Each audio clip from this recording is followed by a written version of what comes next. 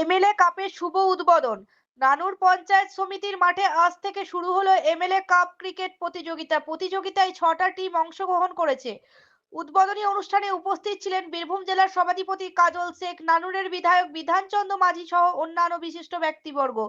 কাজী আমিরুল ইসলামের report, Suri Times, Suri, Birbhum.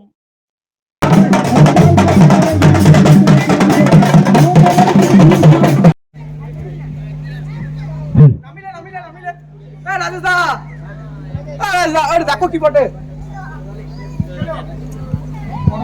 নানুর super cricket লিগের ইতিমধ্যে কিন্তু প্রথম ম্যাচ কিন্তু আমরা দেখছি সরাসরি নানুর পঞ্চায়েত সমিতি ময়দানে। যারা লাইভ দেখছেন তেনাদের জন্য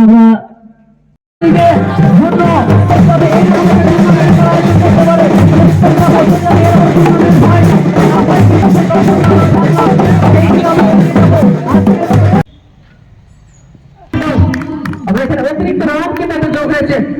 প্রথম অতিরিক্ত রান এখানে বুলবুল প্যান্থার 11-এর।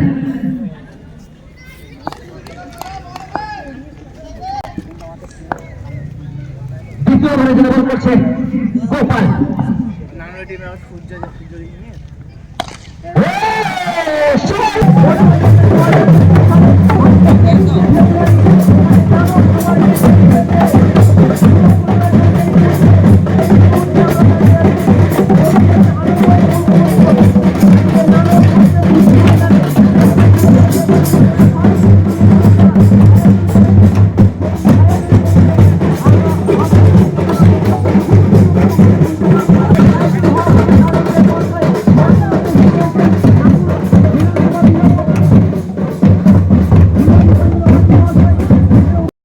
এখন আমরা গ্রাম পঞ্চায়েতের প্রধান মাননীয় বেলি মাঝি মহাশয়া বরণ করে জোর করে করতালি ভাই একটু সবাই মিলে।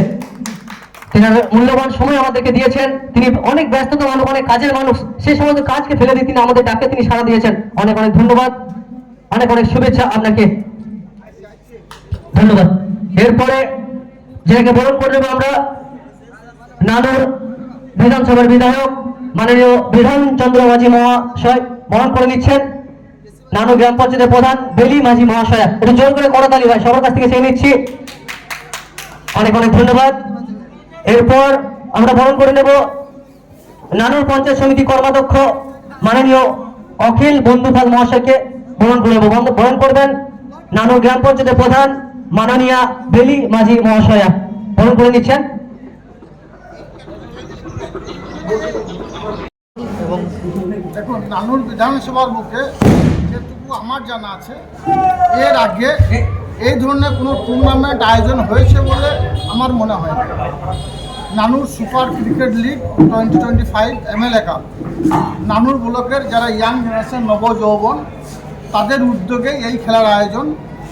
নানুর এবং লাভপুর বিধানসভার যেসব আমাদের ক্রিকেট প্রেমী বা যারা খেলোয়াড় আছে তাদেরকে নিয়ে আইপিএল ধাঁচে এই খেলাটার শুরুয়াত করা হয়েছে। আজকে শুভ উদ্বোধন হলো, কয়েকদিন ধরে খেলাটা চলবে। 6টি টিমের খেলা আছে।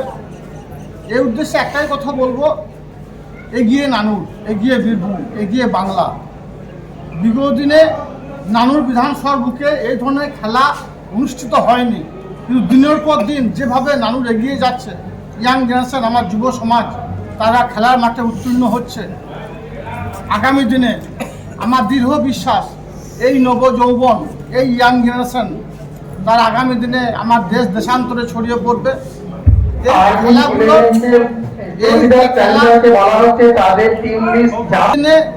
নানুর বিধানসভার তথা সারা বাংলা তথা ভারতবর্ষের ইয়াং জেনারেশনকে খেলার মাঠে অত দেখা যেত না।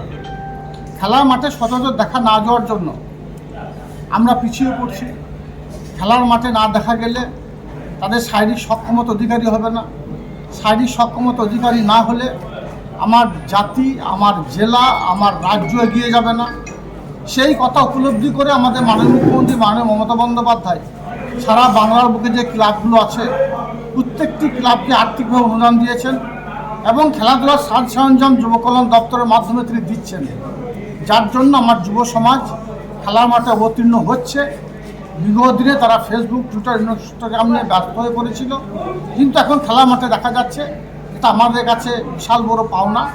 এভাবেই খেলার মাঠে যুব সমাজ এগিয়ে আসুক এবং তাদের যে দিক দিয়ে যেরকমভাবে সহযোগিতার প্রয়োজন আছে, এখানে আমি আছি, আমার নানুর বিধানসভার বিধায়ক আছে, এখানে আমাদের পঞ্চায়েত সমিতির কর্মাধ্যক্ষ আছে, এখানকার গ্রাম পঞ্চায়েত প্রধান ম্যাডাম আছেন এবং এখানকার ইয়াং জেনারেশন আছে। সকলের উদ্দেশ্যে একটাই কথা বলবো, তোমরা খেলাধুলা করো, শরীরচর্চা করো, তোমাদের কোনো দিক দিয়ে কোনো সহযোগিতার প্রয়োজন বোধ করলে তোমরা বলবে, সব সময়ের জন্য তোমাদের পাশে থাকার অঙ্গীকার করছি আজকের এই মঞ্চ থেকে। দাদা, বিভিন্ন শহরে দেখা যায় যে মাঠ হারিয়ে যাচ্ছে, তো খেলাধুলার যারা ছেলেরা রয়েছে তারাও খেলতে পারছে না। দেখুন, শহরের ব্যাপারটা আমি বলতে পারবো না, কিন্তু গ্রামগঞ্জের বিষয়ে যদি প্রশ্ন করে কথা বলবো, বিগত দিনে যত মাঠ ছিল এখন তার থেকে মাঠের সংখ্যা অনেক বৃদ্ধি পেয়েছে। বিগত দিনে খেলাধুলা বা শরীরচর্চা সচরাচর দেখা যেত না, এখন প্রতিনিয়ত দেখতে পাবেন বীরভূম জেলার বুকে কোনো না কোনো মাঠে খেলা কিন্তু অনুষ্ঠিত হচ্ছে।